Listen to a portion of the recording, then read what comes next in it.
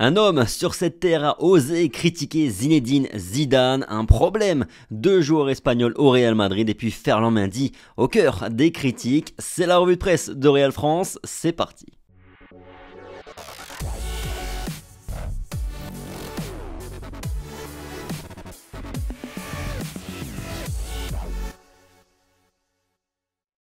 Bonjour à tous, heureux de vous retrouver et oui me voilà de retour enfin pour nos rendez-vous quotidiens ou presque. D'abord évidemment une très belle année 2023 à tous, meilleurs vœux et puis on est surtout reparti pour nos revues de presse avec aujourd'hui Pedri qui invente, qui donne 3 points au FC Barcelone à la une de Marca.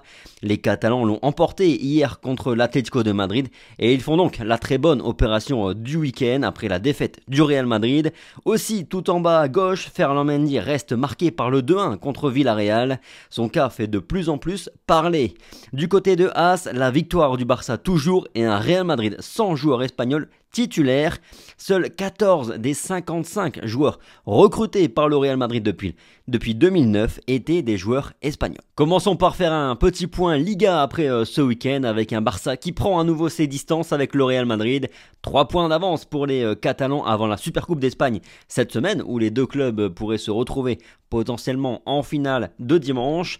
Aucun joueur du Real ne figure dans le 11 du week-end et Gérard Moreno a au contraire été élu MVP par le quotidien Marca après son excellente prestation contre Madrid.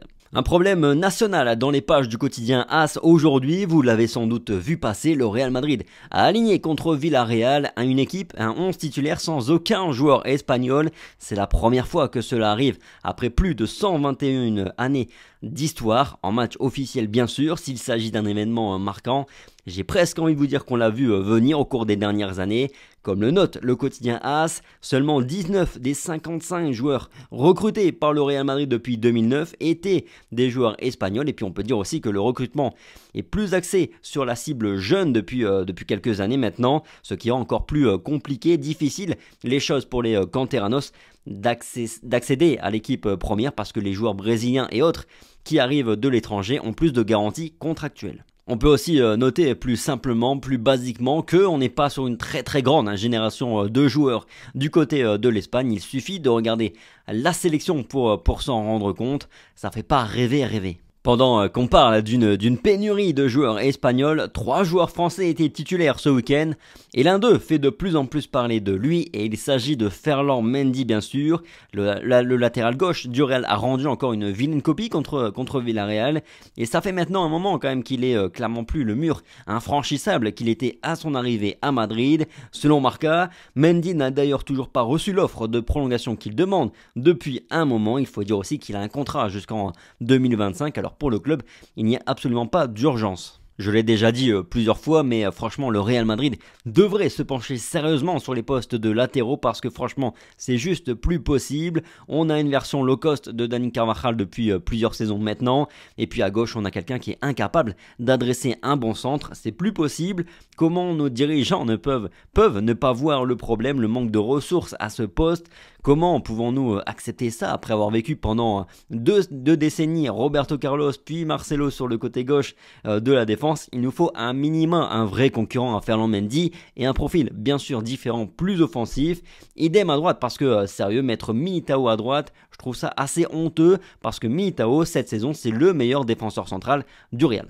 Pour conclure, un mot sur les propos lunaires de Noël Le Graët qui ne vous ont pas échappé, je suppose. Le président de la Fédération française de football a totalement manqué de respect à Zidane, qui on le sait pourtant très droit, et qui a refusé en plus des offres astronomiques pour espérer prendre l'équipe de France après le mondial. Ça c'est pas fait, mais ça c'est pas le plus grave. Le Graët, qui est accusé d'harcèlement sexuel et autres histoires bien sombres, prend alors un tollé depuis hier. Kylian Mbappé a été le premier à sortir du bois pour défendre Zidane, puis des politiques français et anciens joueurs. Le Real a lui aussi publié un communiqué aujourd'hui en demandant une rectification immédiate de ses propos, ce qu'il a fait dans la matinée en plaidant la maladresse. Pour Benzema, que le Real Madrid n'oublie pas dans son communiqué, Noël Le Graët a dit, je cite, « Je regrette sa blessure tout en me disant que Giroud n'aurait peut-être pas joué autant et on n'aurait peut-être pas marqué autant de buts. » Fin de citation, fin de la vanne. Bref, voilà pour cette revue de presse du jour, le grand retour. Merci à tous pour votre fidélité, comme à chaque fois, le petit like, le petit partage, le petit commentaire, ça fait toujours plaisir. Sur ce, passez une bonne semaine, prenez soin de vous comme toujours, et puis on se dit à demain. Allez, ciao.